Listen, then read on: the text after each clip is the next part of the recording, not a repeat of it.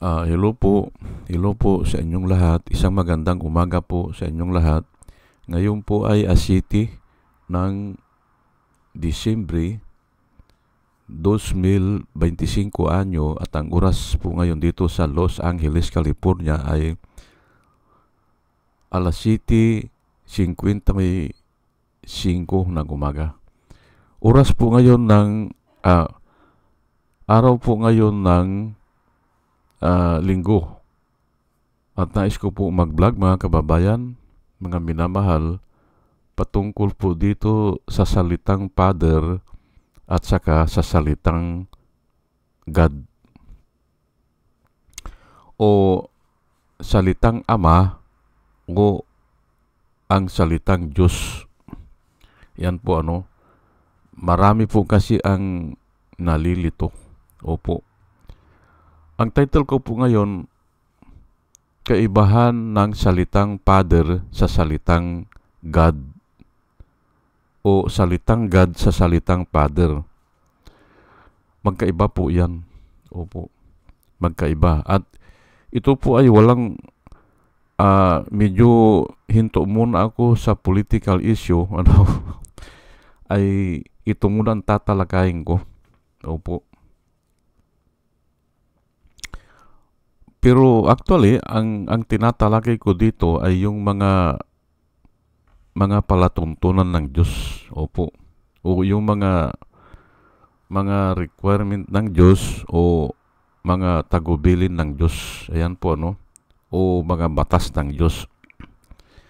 Parati kong inuugnay doon. Kahit na political issue yan o may hawig sa politika, pumupunta po ako sa salita ng Diyos. Ngayon ay nahihirapan po ako na mag-explain kung ay kasi ang dami po na nalilito patungkol dyan sa Father at saka sa salitang God. Ngayon, ang gagawin ko po dito ay magbibigay ako ng mga Bible verse. Pumili ako, dalawa siguro sa Father, tapos isa sa God, at saka yung combine para maintindihan natin. Combine doon sa isang sentence o dalawang sentence o tatlong sentence na ginamit niya ang Father at saka ginamit niya ang salitang God. Nililito ba tayo ng Panginoon o ni Jesus Christ? Hindi po. Ang salita po kasi ng Panginoon ay walang bahid na deceit. Kaya kung ano yung binanggit niya, yun na yun. Yun po ang tama. Tama ang sinabi, tama ang pagkasabi, o tama yung mga word, yung agreement na mga word. Ngayon, maaring maiba yan yung sa translation, pero ganun pa rin. Hindi mo pwedeng baguhin yung God at saka yung Ama. Hindi pwede. Opo.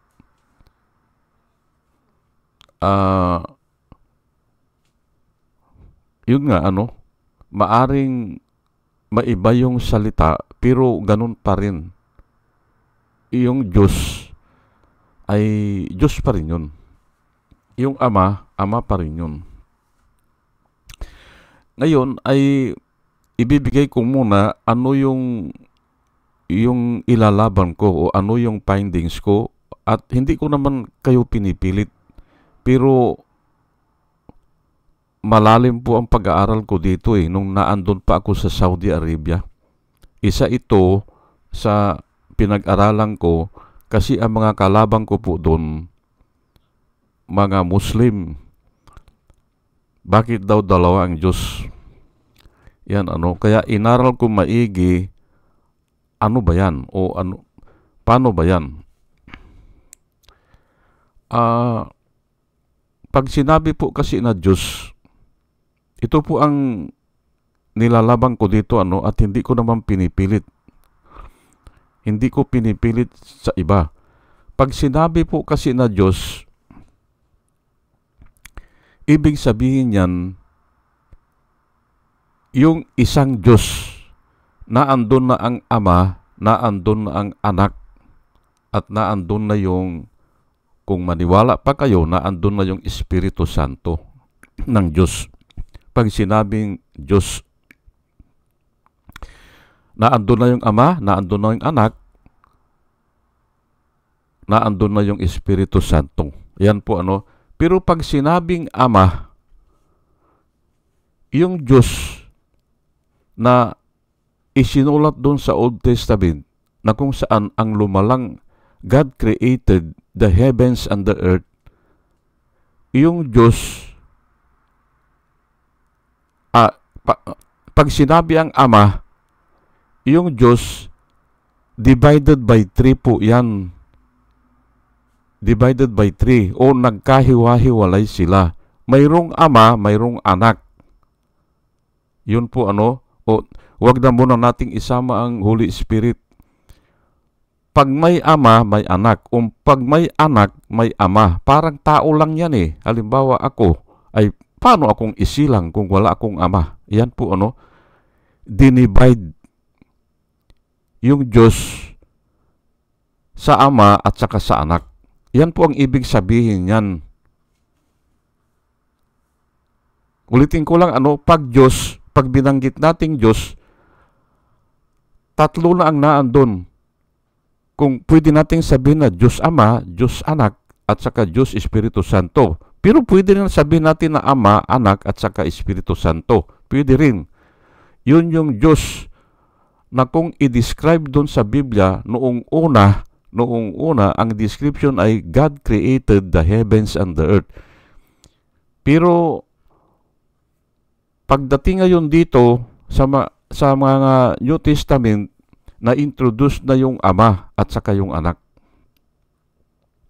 Ayan po ano. Okay.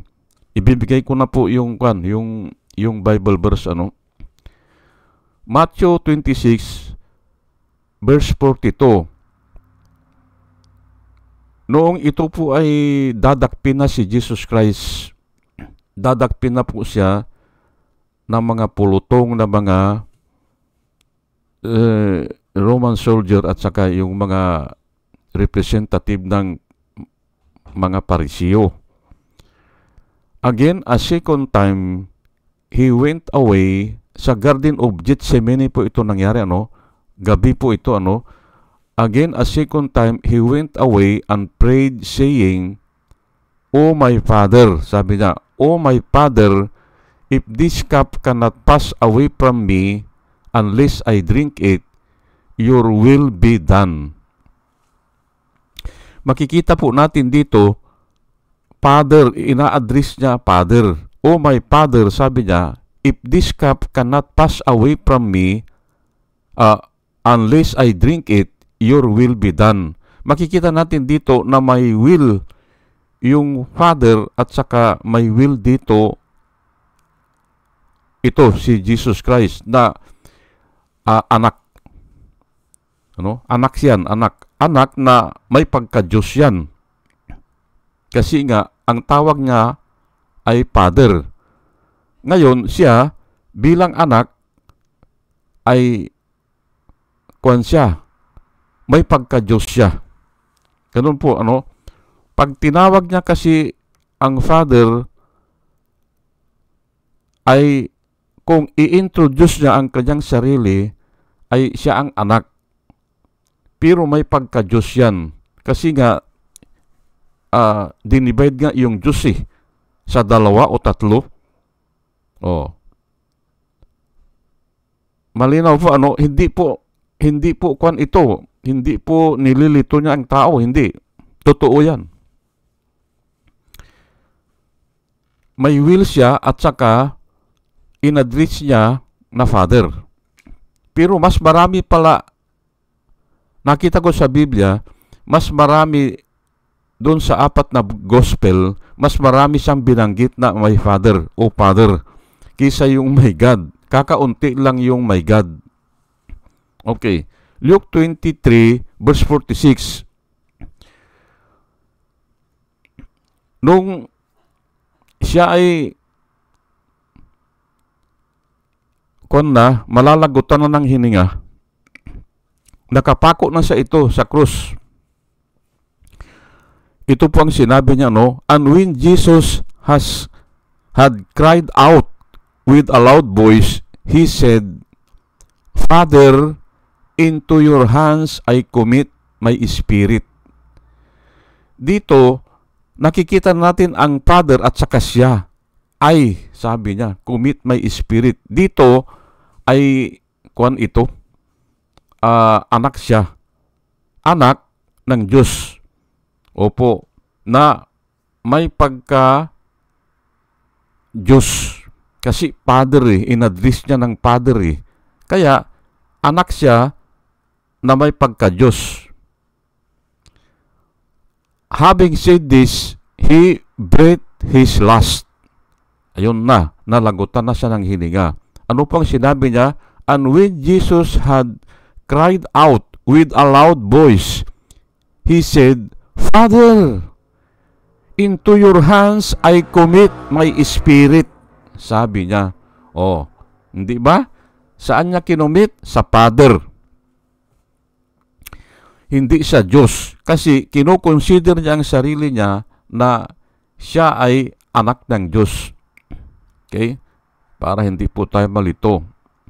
Ngayon, punta ngayon tayo, isa lang ang verse ito, na kung saan ay in-address naman niya ang Diyos ay Diyos. Ito po, sa Matthew 27 verse 46. At alam na alam nyo po ito. Alam na alam nyo ito, no? Nung sinabi niya, My God, why have you forsaken me? Nung sinabi niya yan. Alam na alam nyo yan. Ngayon, ay bakit binanggit niya ang God? Nililito ba niya ang mga tao? Hindi. Hindi niya nililito ang mga tao. Yan ang angkop. At about the 9th hour, Jesus cried out with a loud voice, saying, Eli, Eli, lama sabachthani. Ang ibig sabihin niyan ay, that is, my God, why have you forsaken me? Ginamit niya ang salitang Diyos. Diyos ko, bakit mo ako pinabayaan? Ngayon ay, bakit niya binanggit na Diyos o tumawag sa Diyos? Kasi nga, ay kinoconsider niya ang sarili niya na isang tao. Ayan po, ordinaryong tao lang siya. Ayan po. Hindi niya kinonsider ang sarili niya na anak. Yan po. Kaya ganyan ang binanggit niya. Ngayon, ay kabisado po natin ito, hindi ba? Nasa last 7 words ito eh. My God, why have you forsaken me? Isa yan doon sa last 7 wika, Huling 7 wika. Ngayon, ulitin ko lang, kino-consider niya ang sarili niya na isang tao. Ayan po. Kaya ginamit niya yan. Alam mo, may isang pastor na nag-lecture siya, ay ginamit niya, my father, why have you forsaken me? Tinanong ko siya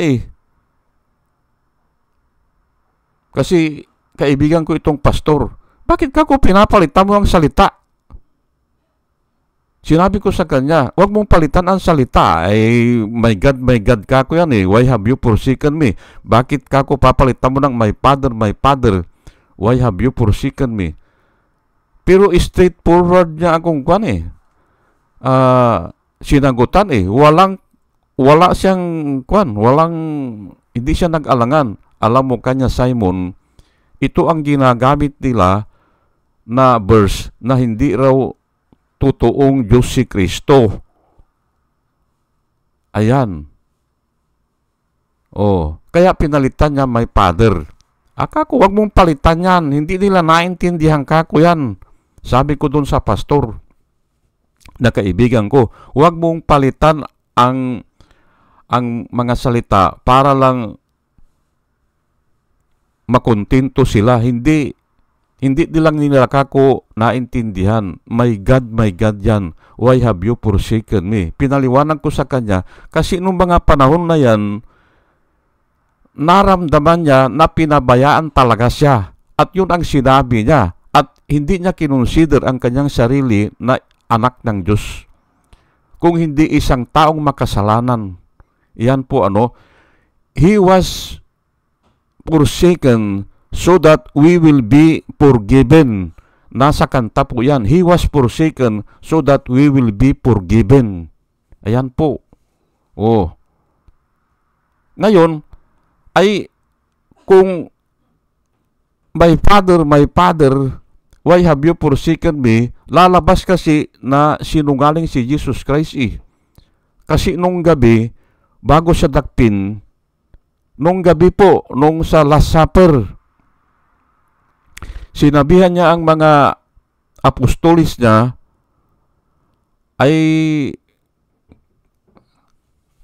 I will strike the shepherd. Siya nga, dadakping nga siya at nakahula na yan doon pa sa Old Testament. I will strike the shepherd and all of you will be scattered, sabi niya. Sinabihan niya yung mga apostolis niya, dadakpin siya nga o papatayin siya o huhulihin siya o iaasunto siya. At lahat kayo kanya, all of you will be scattered. Lahat kayo ay tatakbo o mangangawala kayo. Each to its own. But I am not alone, sabi niya. Iiwanan niyo ako na mag-isa sabi niya But I am not alone because the Father is with me. Yun po ang sinabi niya nung gabi na huling hapunan, hindi ba? Yun ang sinabi niya. I am not alone because the Father is with me. Ay bakit sasabihin niya ngayon na my Father, why have you forsaken me?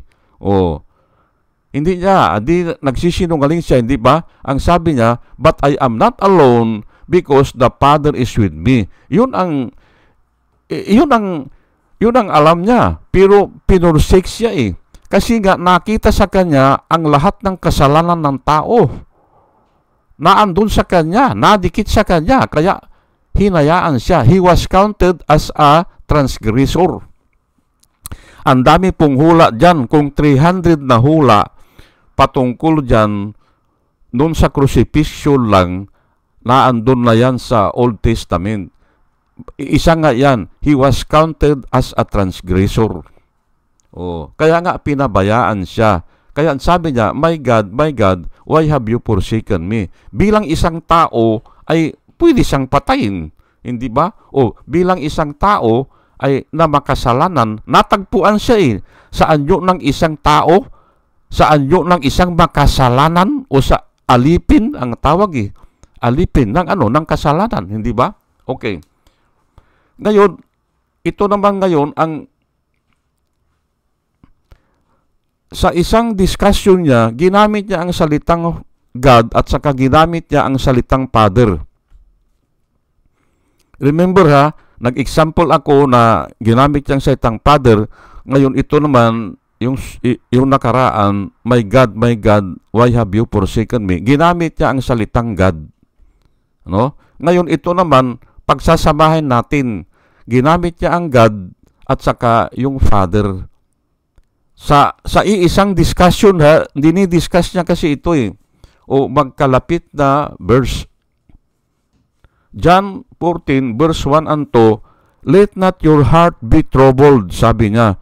You believe in God, believe also in me. Bakit? Ano ito? Kino-consider niya na tao siya na nangangaral sa inyo. Believe also in me, sabi niya. You believe in God? Ang sabi niya, do not let your heart be troubled, sabi niya. Believe in God and believe also in me, sabi niya. At maniwala din kayo sa akin. Ngayon, nung ginamit niya ngayon ang God, na salitang God, kino-consider niya ang sarili niya na isang tao. Yan po continuation yan, in my Father's house, sabi niya, there are so many mansions. If it is not so, I would not told you. I go to prepare a place for you. Ang sabi niya. Ngayon, pagdating ngayon dito sa Father, ginamit niya ang Father, pero ginamit niya ang salitang I. Kanina me, ngayon I, kuwan na po ito. Kinoconsider niya na ang sarili niya ay anak ng Diyos. At bakit naman? Ay kasi nga walang tao na makakaakyat sa langit eh. I go and prepare a place for you, sabi niya. Hindi ba? Anak lang ng Diyos yan na pwede. Hindi ba? Anak lang ng Diyos. Kaya nga, kinonsider niya yung God na Father. In my Father's house, sabi niya, there are many mansions. And if it were not so, I would have not told you. If it were not so, I would have told you. I go to prepare a place for you. Ayan po. Naandun na siya sa langit at nagprepare na siya ng mga mansion para doon sa mga taong ligtas. Remember ha, yung mga taong ligtas lang po. Ngayon, isa ito sa ginamit niya ang God, ginamit din niya ang salitang Father. Nililito ba niya ang tao? Hindi po. Angkop na angkop yan. Kasi nga, hindi ka makaakyat sa langit para maggumawa ka ng mansion na tao ka lang. Pero yung sinabi niya nung una, believe in God, believe also in me. Kinoconsider niya ang sarili niya na siya ay nangangaral. Siya ay tagapamagitan. Hindi ba? Ay, tatanungin ko po kayo at sagutin niyo po ng totoo. Pwede bang tagapamagitan ang hindi tao? Hindi Pwede ba ang kalabaw tagapamagitan o ang daga o ang ipis o ang langgam? Pwede bang tagapamagitan yan? Hindi pwede. Kailangan ang tagapamagitan tao. At hindi lang yan. Mayroon ding katayuan na Diyos o nanggaling sa Diyos. Kasi nga, hindi niya maintindihan kung hindi siya nanggaling sa Diyos. Ayan po. Pero dito, kinoconsider niya, believe also in me, kinoconsider niya, mas malamang ang tagapamagitan ay may katangian na Diyos at may katangian na tao. Pero kinonsider niya dito, siya ay tao kasi nga tagapamagitan Hindi ba? Parang abogado yan. Ang abogado tao, hindi ba? Pero ang abogado kaparehas nung judge na abogado din siya. Para magkaintindihan sila, hindi ba? May tagapagtanggol ba na hindi abogado? Hindi. Hindi ba? Advocate nga hindi ba?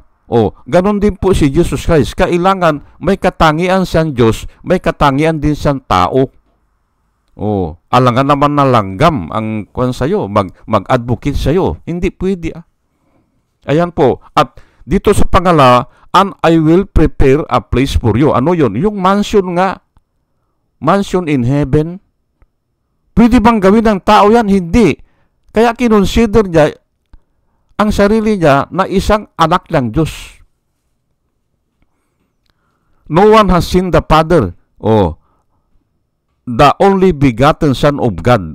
Siya lang Hindi ba? At ganoon din sa makiusap sa Father, hindi ba? Siya lang. Kasi siya ang anak Hindi po nililito ang tao dito. Dito ay punta na tayo dito sa John 8 verse 38 hanggang 40. Ito po if I speak what I have seen with my Father, sabi niya. Adi kinoconsider niya dito ang kanyang sarili, anak ng Diyos. I speak what I have seen with my Father, and you do not and you do what you have seen from your father. O, ginagawa nyo naman kanya kung ano yung nakita nyo sa father nyo. Sa ordinaryong tao, ano yun? Ay nakita nila nagnanakaw. Adi, nagnanakaw din ang mga tao. Yun ang ibig sabihin ni Jesus Christ dito. Kung nangangalo niya yung father mo, nangangalo niya ka rin. Kasi nga, sabi niya dito, you do what you have seen with your father. Pero ako kanya ay isinasaysay ko sa inyo, sabi niya, kung ano yung nakita ko sa aking ama. O, at kayo naman ay ginagawa nyo naman ang nakita nyo na ginagawa ng inyong ama. Ay ano yun? Alipin nga ng kasalanan eh. Ayan nga si Bong Revilla, headline ngayon, hindi ba? Ang sabi niya, lalabanan ko, sabi niya. Ay oo nga, nilalabanan mo nga, pero patay naman yung kwan sa bilangguan, yung chief of staff mo, hindi ba? Si Attorney Camby, taga Sambales po yun. Kababayan ko yun. Ayan nga, kasi nga yun ang nakita niya doon sa father naman niya. Hindi ba? Ganun. Bakit nagnanakaw sila? Ayun nga eh. Hindi ba? They answered and said to him, Abraham is our father. Ang sabi po ng mga tao, Abraham is our father. Jesus said to them, if you were Abraham's children, ang sabi niya, you would do the works of Abraham. Sabi niya, but now you seek to kill me. Ayan. Alam ni Jesus Christ na gusto siyang patayin ng mga Parisiyo. Kasi nga, nag-aagawan po sa posisyon yan eh. O, mga NB, ayan, ano? If you were Abraham's children, you would do the works of Abraham. But now, you seek to kill me. Aman, sabi niya, hindi ba? Aman, tao siya dito, ano? Who has told you the truth which I heard from God. In-adjust niya ang sarili niya na aman, sabi niya, no? Pero ginamit niya ang salitang Diyos na narinig ko sa Diyos, sabi niya. A man have told you. Kung ginamit niya ang salitang man, hindi ba? Yung ordinaryong tao, hindi son of God ha? Kasi kung minsan binabaliktad niyan eh, son of man at saka son of God. Aman, sabi niya, who have told you which I heard from God. Abraham did not do this, sabi niya. Makikita po natin dito, I speak what I have seen with my father. Ulitin ko ano, bakit ginamit niyang salitang father? Kasi siya ang anak ng Diyos. Ngayon, ay ito rin, parehas din ito, a man who have told you the truth which I heard from God. Ginamit niya ang God, hindi ba? Pero, in-address niya ang sarili niya na man. Ayan po. Hindi ba? Kaya nga, huwag po tayong malito kung sabihin niya na siya ay tao. Hindi ba? Yung paborito ng mga iglesia ni Kristo, mayroon lang isang tagapamagitan sa Diyos at saka sa tao. Ang taong, sabi nila, ang taong si Kristo ay tao yan, sabi nila. O, paniwalaan natin yan. Oo nga, tao nga siya eh. Kung nga siya eh, tagapamagitan nga, di tao yan. Alangan naman na hindi tao yan. Paano maiintindihan ng salita ng tao kung siya ay baka? Hindi ba? O kalabaw. Yun po eh. Pero nga, may katangian din siya na Diyos o nanggaling sa Diyos. Ayan po. Kaya, ang Biblia po, hindi mo pwedeng i-interchange ang mga salita. Ulitin ko lang kung sinabi niya na siya ay tao, i-address niya yung Diyos, Diyos talaga. Kasi, hindi siya anak ng Diyos eh. Pero pag sinabi niya na anak siya ng Diyos, may father. Yun nga, ang gagamitin niya, yung father. O, palagay ko malinaw na po at dalayan ko po sa Panginoon bago po ako mag-umpisa ay bigyan niya tayo ng wisdom at sana nagkaroon tayo ng wisdom sa pakikinig o ng explanation at muli mga kababayan, mga minamahal, ay isang magandang umaga po sa inyong lahat at salamat po sa inyong pakikinig. Salamat po ng marami. Salamat po. Kung may katanungan po kayo ay pwede nyo akong tanungin at ma-explain ko pa ng mas maigi. At marami pa akong verse na halos ganyan. Marami po. Kaya lang, nililimit ko lang ng 30 minutes po eh. O sige po at salamat po sa inyong pakikinig. Salamat po.